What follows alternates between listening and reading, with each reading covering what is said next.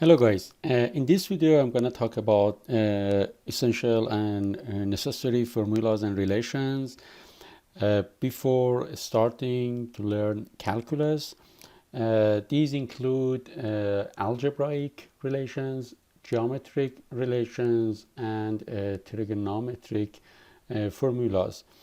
So it's very important to review those relations before we want to start learning calculus. In this video, I'm going to cover algebraic relations, and in the future videos, I will talk about other formulas. So let's start.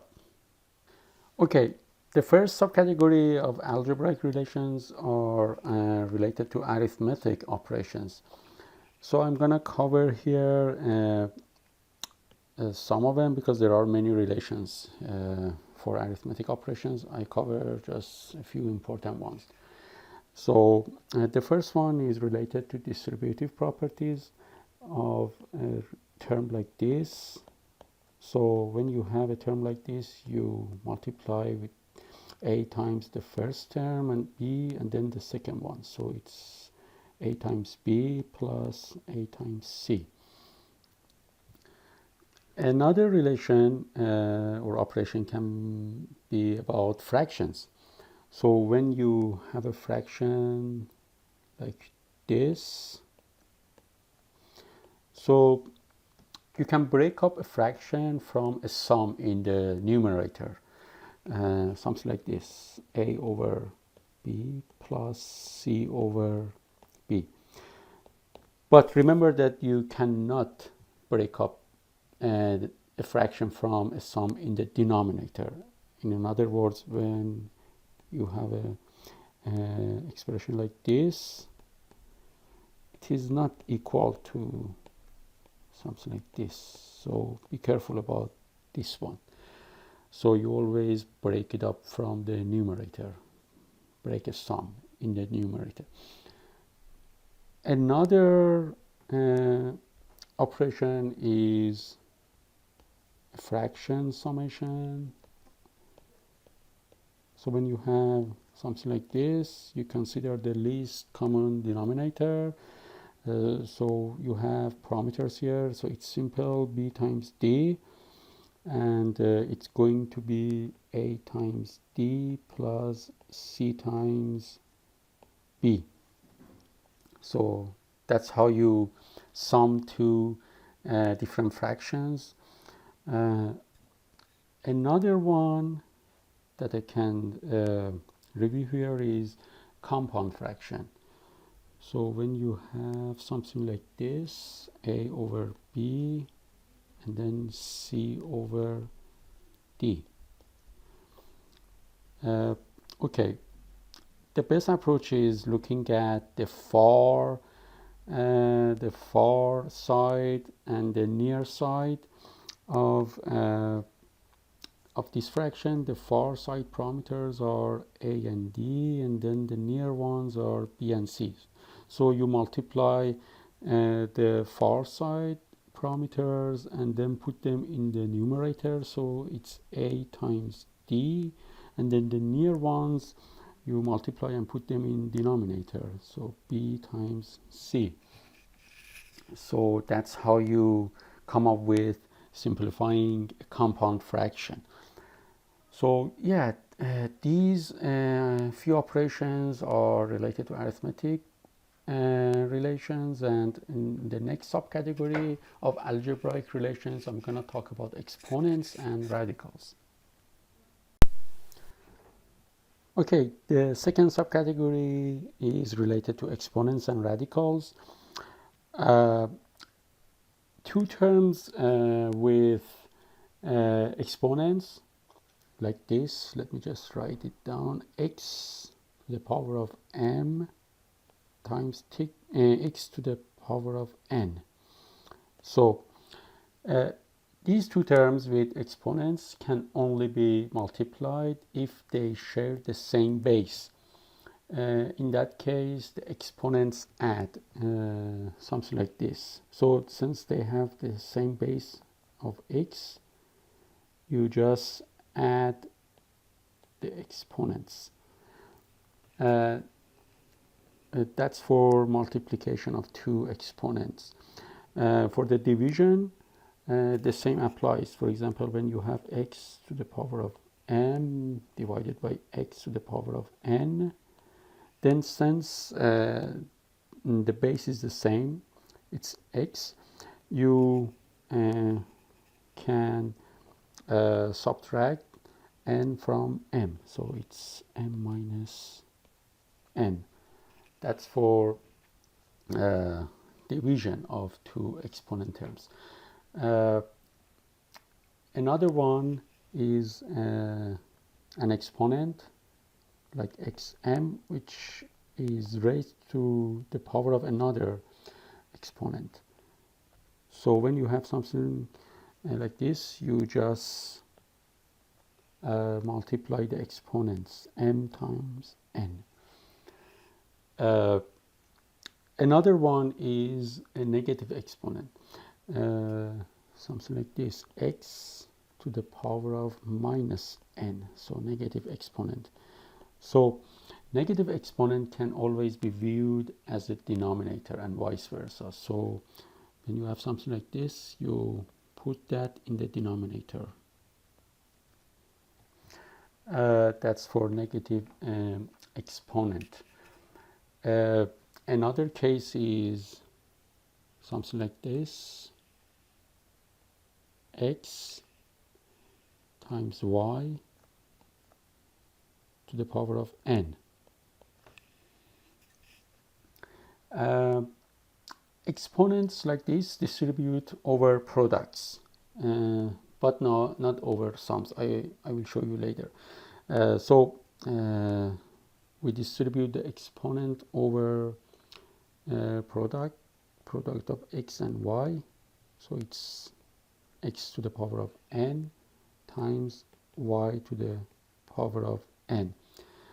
But when you have a case like this, x plus y to the power of n, the exponent does not distribute over sum, so it's not equal to x to the power of n plus y to the power of n, so it is wrong. So you shouldn't use something like this. That's for the exponents. When you have products of base, when you have a division, something like this, x over y to the power of n, then again the exponent distributes over the division, similar to the products. So that's another relation.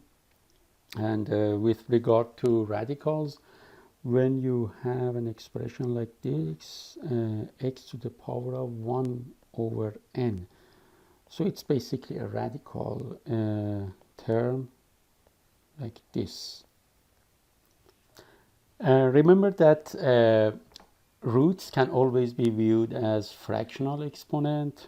For example, here x to the power of 1 over n is a radical, and it's a fractional exponent. With this point of view, we will inherit all the rules about exponents. For example, distributing a root over a product, something like this, when we have x times y with the root of n, so it is x y 1 over n, and then we distribute over the product as we showed above, and then it can be rewritten as this.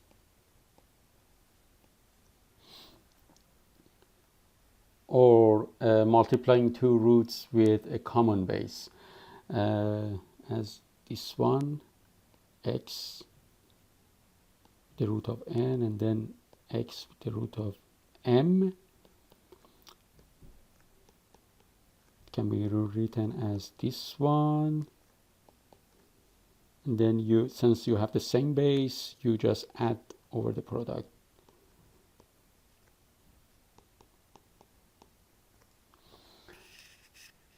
And for example, another relation can be like this: x m over n can be viewed as x to the power of, let me write like this better to show the steps. So x to the power of m, and then this can be viewed as x m n. So this is one relation. Another one with the division, as I showed you here. So when you have x over y with the root of n, it can be viewed as x over y 1 over n, and then you have division. You distribute the exponent over division as we showed before. So it can be rewritten as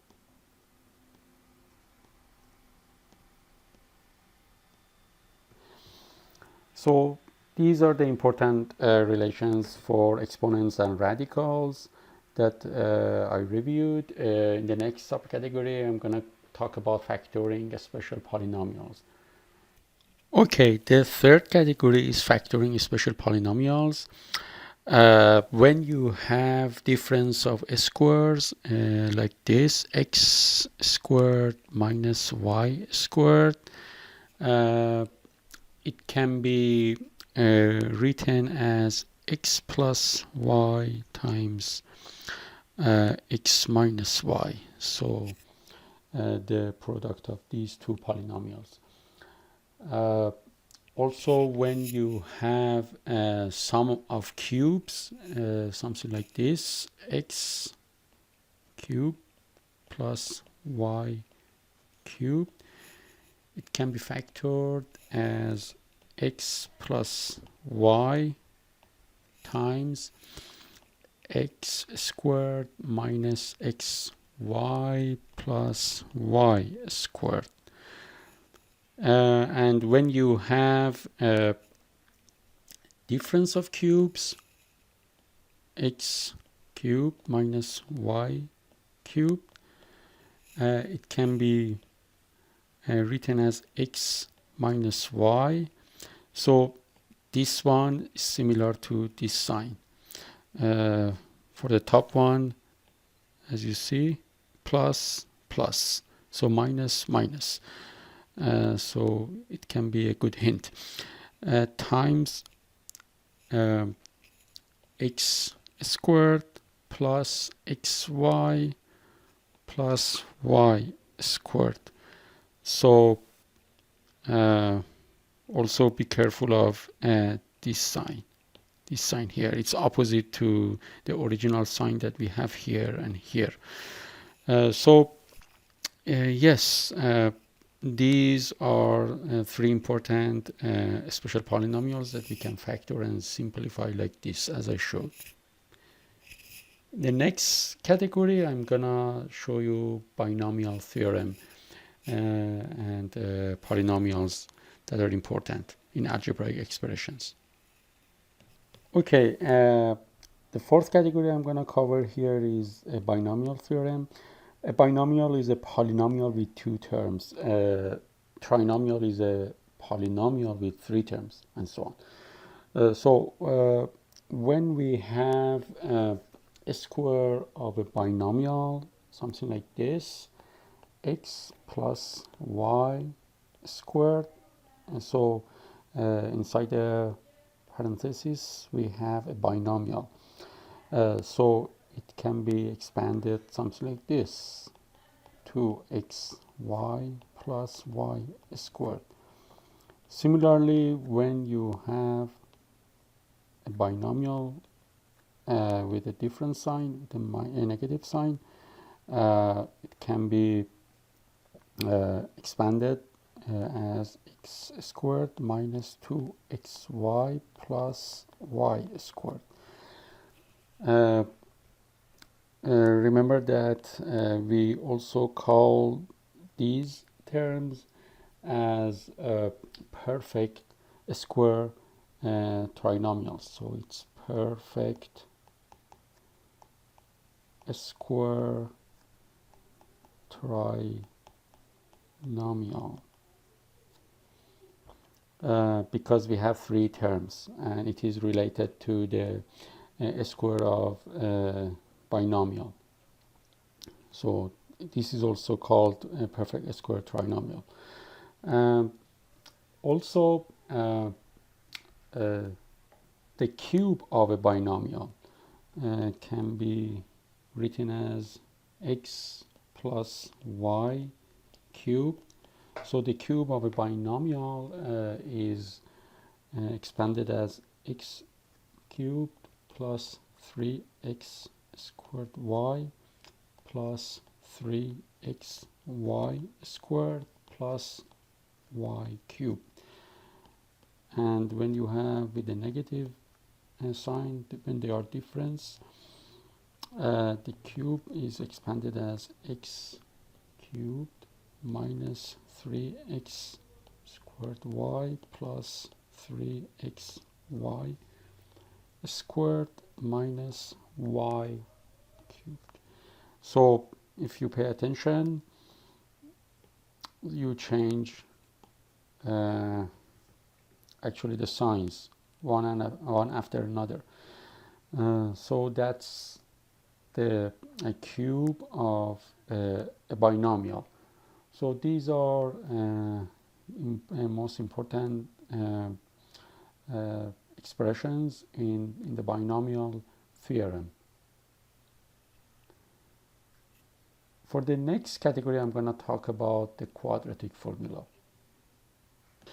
Okay, when you have a quadratic equation like this, ax squared plus bx plus c equals 0, and you are interested in obtaining x, then you have a famous relation for this quadratic equation.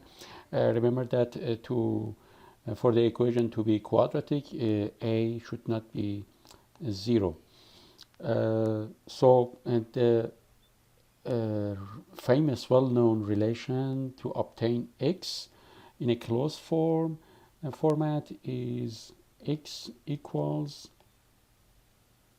you have a fraction on the numerator, minus b plus minus square root of b squared minus 4ac, and then denominator you have 2a. So since it's quadratic equation, you have two roots, one with the plus sign and the other one with the negative sign. So it is a quadratic relationship, and you have two answers. If you remember, let me just write it down.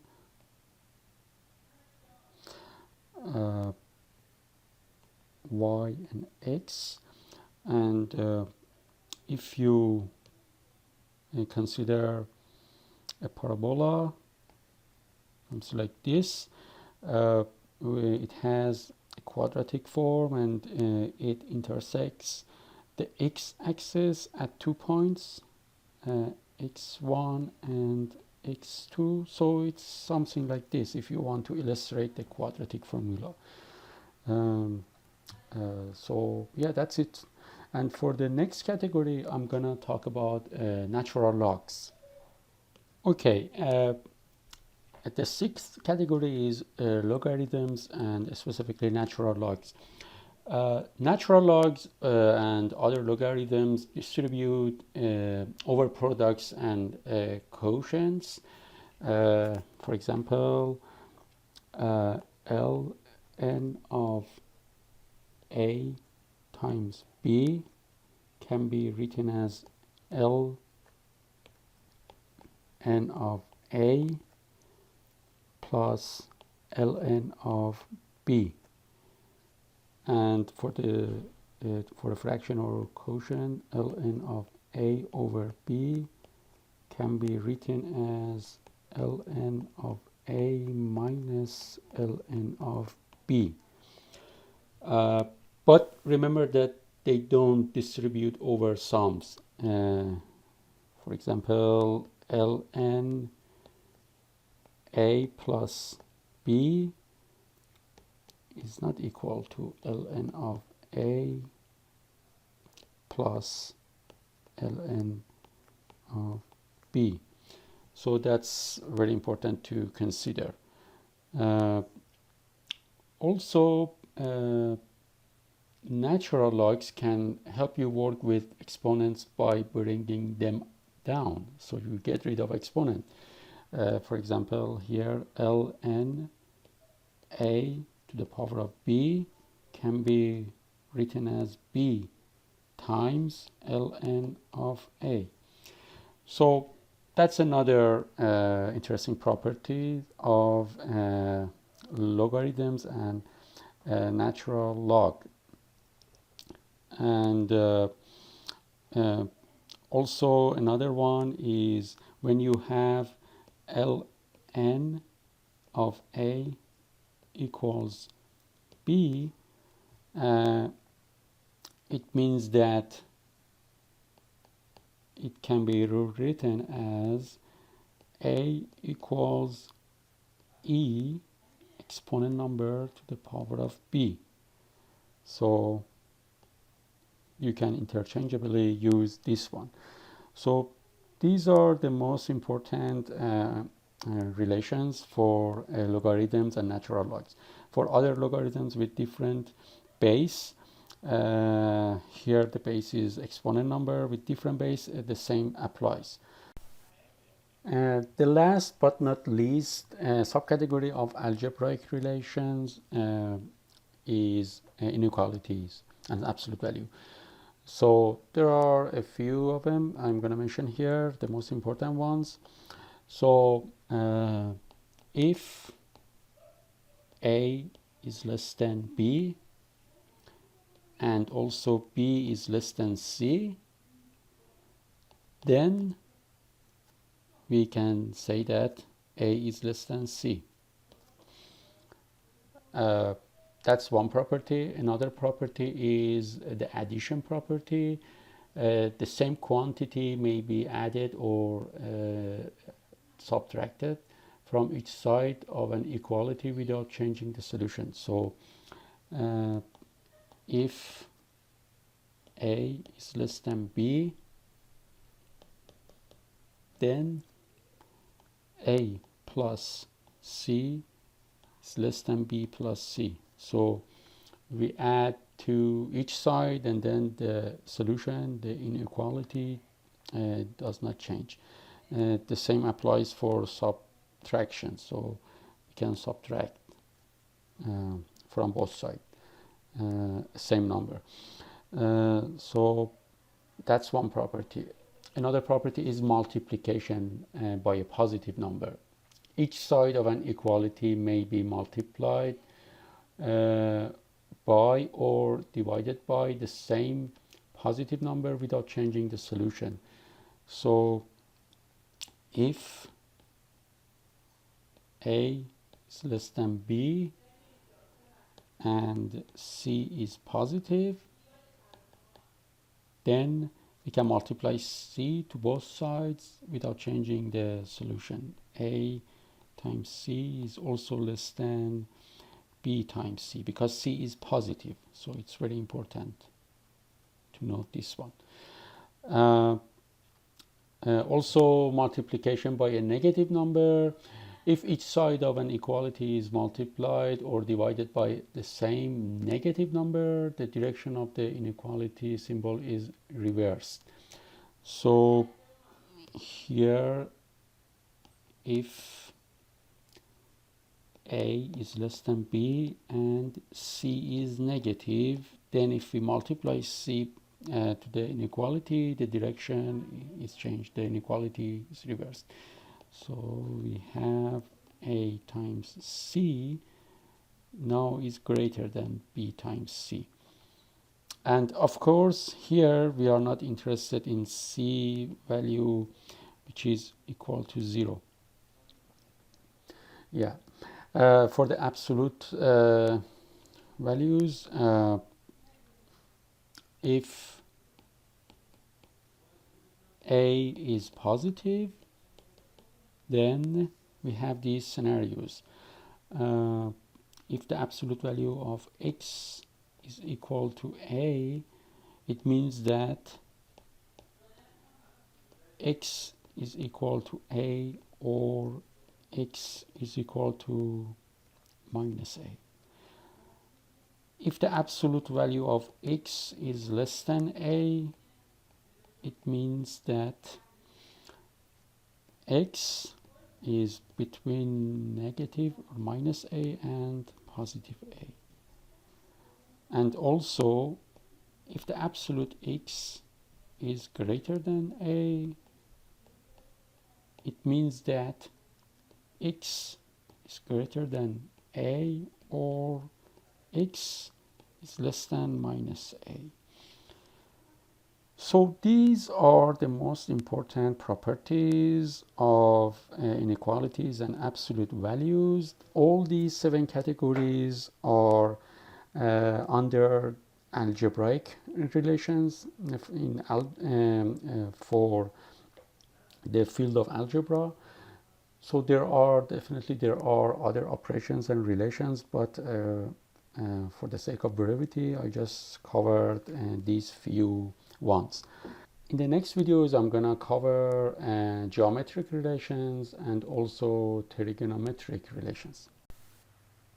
If you have any questions, leave a comment down below and I will get back to you as soon as I can. If this video helped you in any way, please hit the like button and subscribe the channel if you enjoy our content and would like to see more. Thank you.